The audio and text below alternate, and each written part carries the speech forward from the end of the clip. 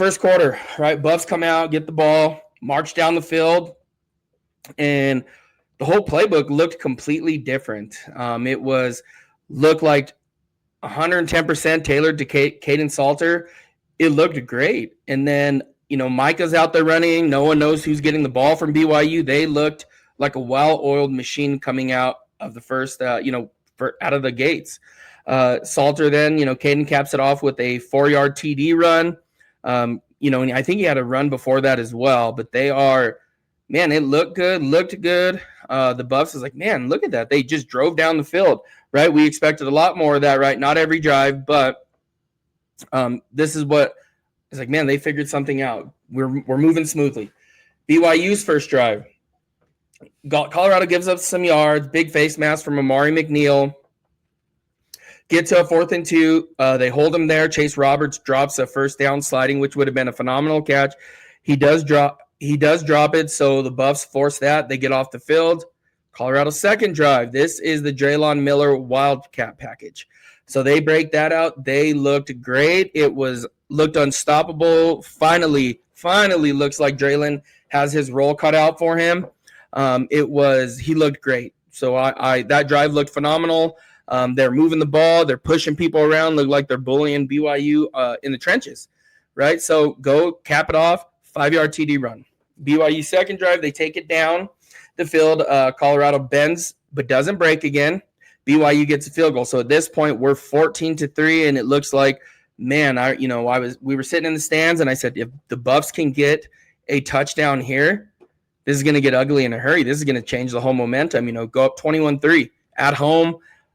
It would have, that would have swung momentum completely the other way. And then let's see, Chad says, too many Wildcats by the end of the game for my liking. Yeah, I get it. It was working, though. I have no problem with, 4 yards, 4 or 5 yards, 3 yards, as long as you're moving the ball. But I think they did start to kind of, tee off on it a little bit, understand what they're doing. Again, you're not going to be able to run the same play 100 times against BYU. That is not who they are. They are a well-coached team, as we, played them twice now in, what was it, like a 9-month, 10-month span at this point. Well-coached team. You're going to have to switch things up. You're going to have to make adjustments.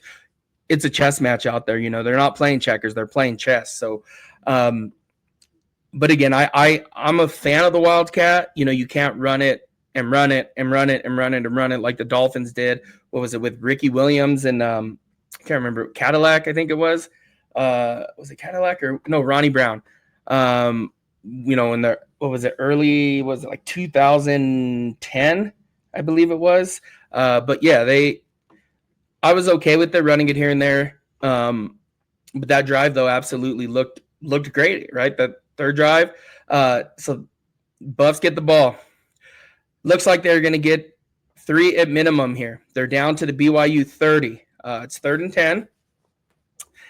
Caden takes a huge sack instead of throwing it away. Now that was a huge play, as we seen at the end of the game. The margin of BYU's margin of victory was 3, and you throw that one away. Buffs have a chance for 3, and again, the way Mata's been kicking these last couple years, it's pretty safe to say he would have nailed that one. It would have been about a 45-yard attempt, which at altitude that's nothing. So, in my opinion, he would have nailed that. And this is kind of where you see things start to move south and things start to get a little bit uneasy in the stands. This is where I was like, oh, man, here we go again. And you could kind of feel it. Didn't say it, but just you're starting to feel it. The crowd gets restless, kind of waiting for something to go wrong, it feels like. Oh, hey, Northside, how's it going, man? Last week. Went on here a lot. Just busy week last week. So glad to be on here again. And hopefully get to be able to do the 3 shows this week. So, yeah, good to see you on here. Appreciate the support. So now we're on, let me see, so after that, Colorado gets sacked. This is kind of where they start to look like a different team, and BYU looks to have adjusted at this point. BYU then scores a TD with 50 seconds left in the half. Now, knowing that BYU had to get a They get the ball after half. There is 50 seconds left. What I don't understand here is I think they had 2 timeouts left. They might have had all 3. I can't remember, but the elite minimum 2. They get conservative here. It was, I don't understand that before the half. It is clock management. It is that easy. I understand you don't want to make a mistake, but man, you have to go put 3 up there at the minimum. They start, I don't know what they were doing. It was just a ugly looking drive. And part of me was like, you cannot let BYU get the ball back in because they're about to go put up at least 3.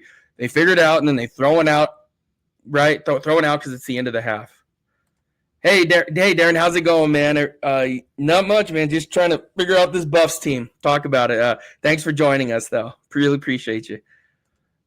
So yeah, so whatever it is that happens, that was a disaster of a drive, disaster clock management.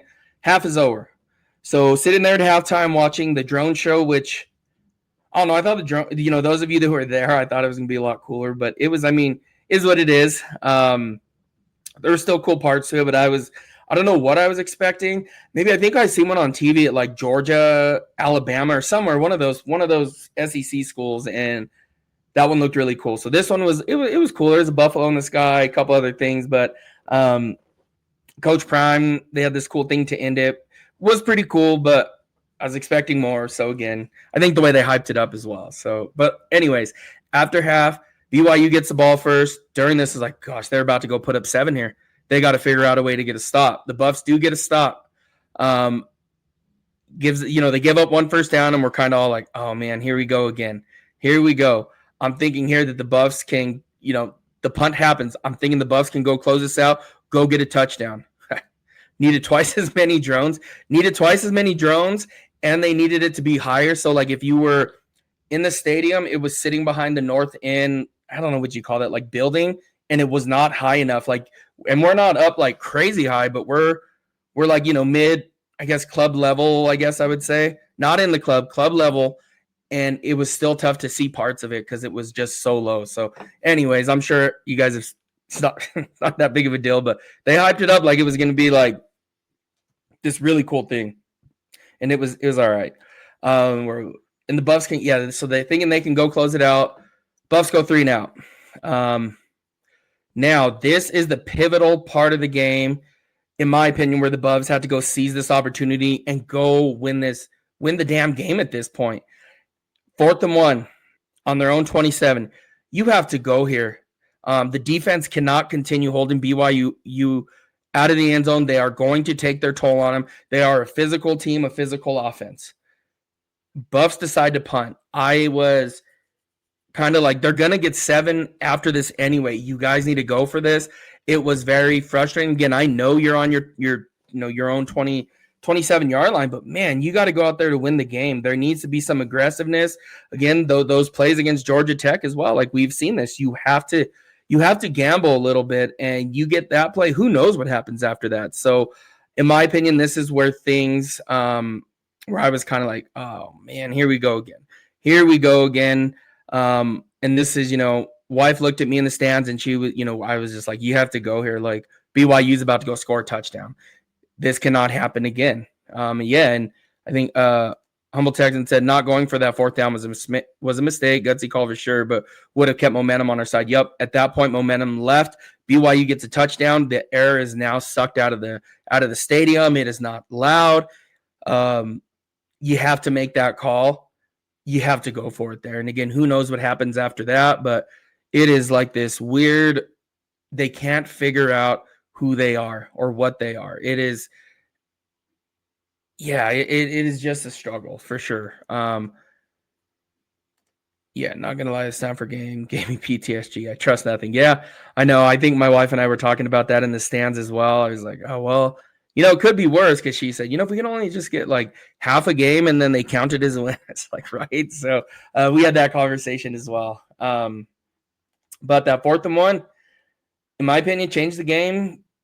You're averaging almost 5 yards per carry. I think it was 4.6. Might have been a little more at that point, but you have to.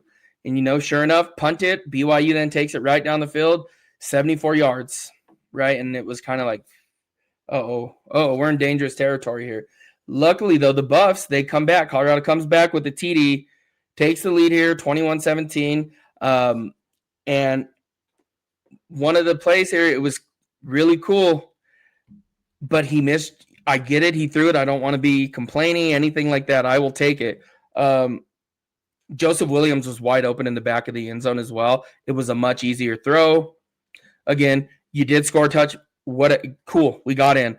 But there was a much easier play to be had out there. And then again, out there, you had Caden running it and Dre out of the Wildcat. It looked great. Looked back to what we were doing.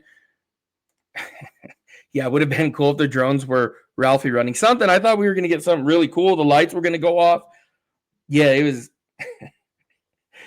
Yeah, it was pretty frustrating. It was like, I've seen people on XA social media is like, that was the worst. Was the worst drone show ever. And so I don't know much about him. That was my first one ever seeing. I thought, it was cool, but I was expecting a lot more for sure. So now 3rd and 17. This play right here. I'm not worried, as head coach. I don't think so. There's not a lot of worry for me there, where I think coordinators need to be adjusted, changed at some point. And, there's more to be said. At some point, Prime's going to have to start making those recruiting trips home to these kids' homes and to these home schools as well. It's just part of the job, something you got to do if you want to be successful. So we'll see what that looks like, but I'm not very worried about it. Just signed the extension. What he has done to Colorado football, the state of Colorado, the University of Colorado, the city of Boulder. It has all been nothing but positive. Absolutely love him as the head coach.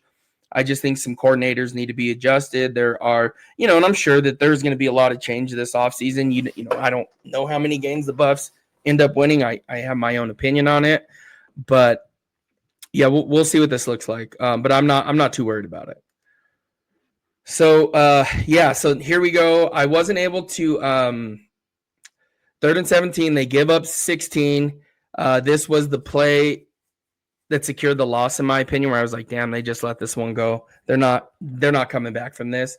I couldn't see it. They did drop in a zone. Initially, I thought they were in a man. It was just they just dropped back and they gained too much depth on their drops. And again, BYU was running back, but there was too much depth there. There was too much depth there that the players took. I haven't been able to look at I couldn't find a film of it actually being, them dropping and what the actual coverage was. Cover 6 is probably what I would say with a lot of depth, or even cover 4. I'm not sure. I need to look at that again. I could not find a clear cut, that shows all 22 of them, meaning the whole defensive backs there. But I would guess you were looking at some, or maybe even a cloud. It was just way too deep of coverage going on there. And again, it cost them, right? They dropped, Bear took off, got 16, and that was it.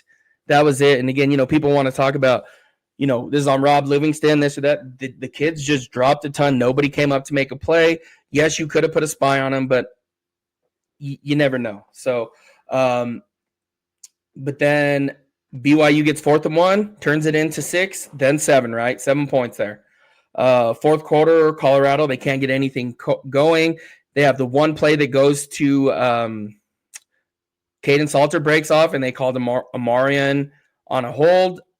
That was an atrocious call. I watched that one over a couple times today. Was not a hold. You can call that on almost every single running play. It was not a hold. The Buffs were getting there was way more holding going on from BYU's offensive line to the D line of Colorado. That was not a hold. So it is what it is, but now, Colorado does stop them with get the ball back with the minute 49. Now, right before that, they went into a safe return. I believe it was 4th and 9 at this point, and I'm sitting there going like, what? Why are you guys in a safe return? That would be fantastic if they were to fake it. Just be prepared for it, because not only that, you guys are letting them pin you guys back deep in your own, and you have to go, a lot of yards throwing the football, which you've proven tonight you can't do.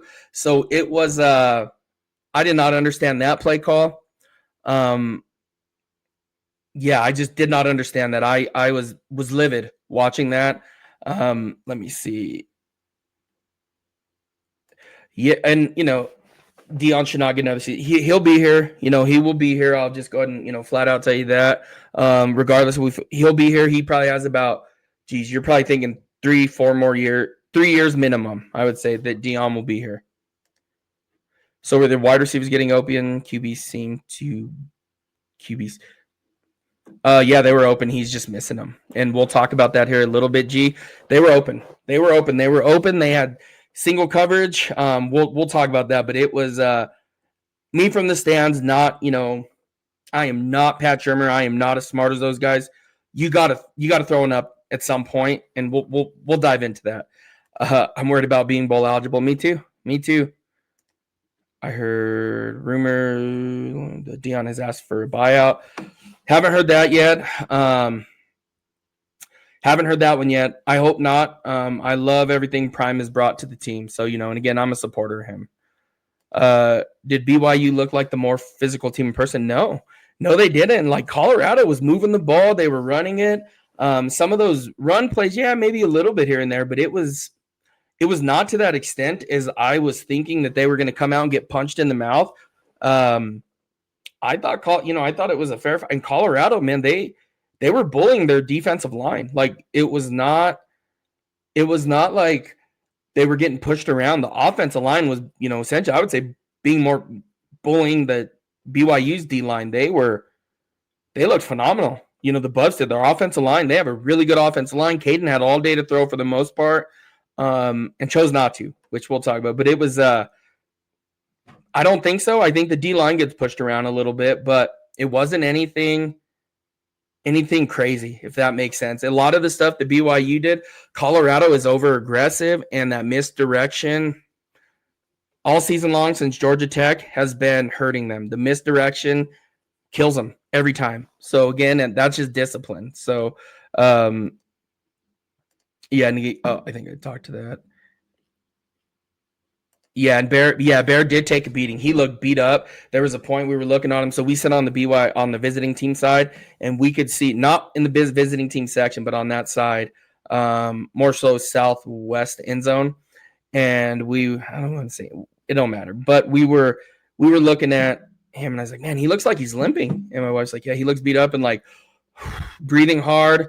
Like, he took a beating. He got hit quite a bit. The Buffs made sure every time he runs it, somebody put their shoulder, whatever it may be, into his rib, midsection. They were getting after him, though. He took a beating. I will say that. Again, it wasn't this huge thing where the Buffs just got out physical or anything. It was, the offense. The offense can't be this sporadic. You cannot leave your defense out like that on the field and go 3 and out, and then it's just too much to overcome. Now, they get the ball back, 1:49 left on the clock. They have two timeouts. Should have had 3 because there was a 4th and 6 a little bit earlier in the fourth quarter where they were unsure and they took a timeout. And I cannot believe they took that timeout. These are second half timeouts. You are going to need these. And so I remember when they took it, it's like, yeah, you can't do that. You cannot do that right there. That was bad. 4th and 6, if you're, and I guess where I struggle with this is if you're so stuck on the fence at 4th and 6 that you want to go for it, 4th and 1's a lot easier of a decision to make. And you can still rebound at that point earlier in the game. So again, did not understand that. Now you have 2 timeouts. They throw a little hitch there to Sincere. At this point, BYU is not going to let anything get over their heads, right? They have, they're playing a soft zone coverage. Don't let anyone beat you, right? Don't let anyone over the top. So they get there. Sincere gets tackled. Next play, run it, pick up the first down. Michael Welch. This is where you call a timeout. Okay, they don't scramble up to the line. Everybody gets set. Caden, for some reason, rolls to his right. There was no pocket breakdown and throws a really bad pass to Omarion Miller very far behind him. And ball game. Glasgow picks it off.